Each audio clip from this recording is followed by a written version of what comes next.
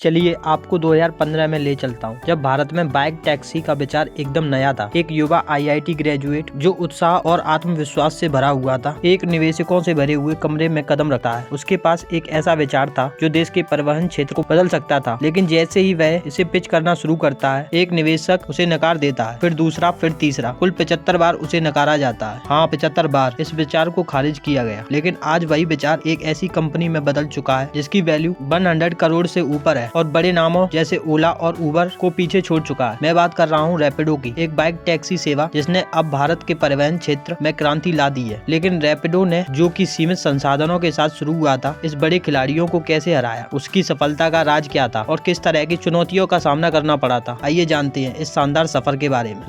रैपिडो की कहानी 3 दोस्तों से शुरू होती है, अरविंद, शंकर और पवन कंटुपल्ली, जिन्होंने द कैरियर नामक एक लॉजिस्टिक कंपनी शुरू की। बिजनेस अच्छा चल रहा था, बड़े क्लाइंट्स के साथ माल की डिलीवरी हो रही थी, लेकिन एक समस्या थी, B2B लॉजिस्टिक्स में वृद्धि धीमी थी। अगर वे तेजी से बढ़ना चाहते थे तो उन्हें कुछ नया करना था। यहीं पर उन्हें एक नया विचार आया, क्यों ना बाइक टैक्सी का कारोबार शुरू किया जाए। यह एक साहसिक कदम था। 2015 में जब ओला और उबर जैसे बड़े खिलाड़ी कारों के साथ भारतीय बाजार में कब्जा जमाए हुए थे, बाइक टैक्सी का विचार एकदम नया था। लेकिन उन्होंने एक बड़ा अवसर देखा। भारत में 2 पहिया वाहनों की संख्या दुनिया में सबसे अधिक थी। 75% से ज्यादा वाहन बाइक और स्कूटर थे। ये सस्ती, ईंधन कुशल और ट्रैफिक में आसानी से चलने वाली होती थी। अगर वे एक सस्ता और तेज विकल्प दे सकते थे तो यह एक बड़ी सफलता हो सकती थी। टैक्सी सेवा शुरू करना आसान नहीं था, खासकर तब जब बाजार में पहले से ही बड़े खिलाड़ी मौजूद थे। कंपनियां जैसे ओला और उबर अपने ड्राइवरों को बड़े प्रोत्साहन दे रही थी, मुफ्त फ्लैट्स, विदेश यात्रा और महीने में 1 लाख तक की कमाई। इसने कई ड्राइवरों को आकर्षित किया और वे अपनी नियमित नौकरियां छोड़कर इन प्लेटफॉर्मों से जुड़ गए। लेकिन रैपिडो ने एक अलग तरीका अपनाया। उन्होंने बड़े प्रोत्साहनों की बजाय एक सरल, सस्ता और लचीला मॉडल बनाने का फैसला किया। वे जायंट के साथ प्रतियोगिता नहीं करना चाहते थे। वे एक विशेष स्थान, एक छिपे हुए अवसर की तलाश कर रहे थे। यह चुनौती यह थी कि रैपिडो का विचार बिल्कुल नया था और उपयोगकर्ताओं को इसे अपनाने के लिए राजी करना आसान नहीं था। लोग कारों में बैठने के आदी थे, तो वे बाइक टैक्सी से क्यों जाएं? लेकिन रैपिडो ने कड़ी मेहनत की। उन्हें निवेश की जरूरत थी, लेकिन हर निवेशक ने उन्हें नकार दिया। 75 बार उनका विचार खारिज किया गया। कुछ निवेशकों ने बाइक टैक्सी की संभावना पर सवाल उठाए, तो कुछ ने यह भी कहा कि महिलाएं कभी भी बाइक टैक्सी के साथ सफर नहीं करेंगी। लेकिन इन सब के बावजूद संस्थापक हार नहीं मानते। उन्होंने अपने विचार पर विश्वास रखा और दरवाजे खटखटाते रहे। आखिरकार 3 निवेशकों ने उन्हें एक मौका दिया, अनुपम मित्तल, गौरव मुंजल और कुणाल बहल। लेकिन असली टर्निंग पॉइंट तब आया जब एक ऐसे शख्स ने मदद की जो सिर्फ निवेशक नहीं था बल्कि एक मेंटर भी था, पवन मुंजल, हीरो मोटर कॉर्प के CEO। पवन मुंजल ने केवल पैसे नहीं लगाए बल्कि महत्वपूर्ण सलाहें भी दी। उनका सुझाव था कि रैपिडो को टायर 1 शहरों में बड़े खिलाड़ियों से मुकाबला करने के बजाय टायर 2 और टायर 3 शहरों पर ध्यान केंद्रित करना चाहिए, जहां ओला और उबर का उतना प्रभाव नहीं था। यह एक जोखिम भरा कदम था, लेकिन यह काम कर गया। रैपिडो ने अपनी फोकस शिफ्ट कर दी और छोटे शहरों में अपनी सेवाएं शुरू की। वहां पर उनकी सेवा लोगों को पसंदीदा विकल्प बन गई। यह रास्ता सुविधाजनक था और सबसे महत्वपूर्ण बात यह थी कि वहाँ कम ट्रैफिक था, जिससे लोगों को जल्दी और आराम से पहुँचने में मदद मिलती थी। लेकिन सफलता उन्हें आसान तरीके से नहीं मिली। रैपिडो को कई कानूनी चुनौतियों का सामना करना पड़ा। 2018 में कोयम्बटूर में ट्रांसपोर्ट डिपार्टमेंट ने कई रैपिडो बाइक्स को बिना वैध परमिट के चलाने के आरोप में सीज कर दिया। यह शुरुआत थी। अगले साल उन्हें बेंगलोर में भी ऐसी ही समस्याओं का सामना करना पड़ा, जहां उनकी बाइक्स को बिना लाइसेंसिंग के सेवा चलाने के आरोप में जब्त कर लिया गया। लेकिन रैपिडो ने हार नहीं मानी। उन्होंने अधिकारियों के साथ काम किया, आवश्यक परमिट प्राप्त किए और अपनी सेवाओं को जारी रखा। इन कानूनी मुश्किलों का सामना करते हुए रैपिडो ने कभी भी हार नहीं मानी और इन बाधाओं को अवसर में बदल दिया। आज वे भारत में एक भरोसेमंद नाम बन चुके हैं। इस दौरान रैपिडो ने कभी भी चुपचाप बैठने का नाम नहीं लिया। उन्होंने लगातार नवाचार किए। उन्होंने ऑटो रिक्शा ड्राइवरों के लिए एक 0 कमीशन मॉडल पेश किया और जैसे ही महामारी आई उन्होंने अपने व्यवसाय को विविध किया। रैपिडो ने स्विगी के साथ साझेदारी की, जिससे उनके ड्राइवरों को खाना डिलीवरी करने का मौका मिला। इस विविधीकरण ने उन्हें कठिन समय में सहारा दिया और उन्हें कई जगहों पर भी बढ़ने का अवसर दिया। आज रैपिडो सिर्फ एक बाइक टैक्सी सेवा नहीं है, यह एक महत्वपूर्ण परिवहन प्लेटफॉर्म बन चुका है, जिसमें ऑटो रिक्शा, फूड डिलीवरी और यहाँ तक कि 4 पहिया वाहनों के लिए योजनाएं भी शामिल है। उन्होंने केवल 9 वर्षों में बहुत लंबा सफर तय किया है और उनकी आय तेजी से बढ़ी है। 2022 में उनकी आय 158 करोड़ थी, जो 2023 में 214 करोड़ तक पहुंच गई। लेकिन सफलता के बावजूद रैपिडो को अब भी चुनौतियों का सामना करना पड़ता है, खासकर उन्हें राइडर्स की सुरक्षा सुनिश्चित करने में। कंपनी ने अपनी जांच प्रक्रिया को बेहतर बनाया और महिलाओं की सुरक्षा को ध्यान में रखते हुए रैपिडो पिंक सेवा शुरू की है। रैपिडो का सफर किसी रोलर कोस्टर से कम नहीं रहा। उन्होंने एक विचार से शुरुआत की, 75 बार नकारे जाने के बाद कानूनी झंझटों का सामना किया और कड़ी प्रतिस्पर्धा में जूझते जूझते हुए भी अपनी जगह बनाई। आज वे भारत के सबसे सफल स्टार्टअप्स में से एक हैं, यह साबित करते हुए कि सही रणनीति से यहाँ तक कि सबसे असामान्य विचार भी एक बड़ी सफलता में बदल सकते हैं। देखने के लिए धन्यवाद। अगर आपको यह कहानी पसंद आई तो लाइक, कमेंट और सब्सक्राइब जरूर करें। हमें बताएं कि आपको रैपिडो की यात्रा के बारे में क्या लगता है। क्या वे ओला और उबर जैसे दिग्गजों के साथ मुकाबला कर पाएंगे या नए प्रतिस्पर्धी सामने आएंगे? हम आपके विचार जानने के लिए इंतजार करेंगे।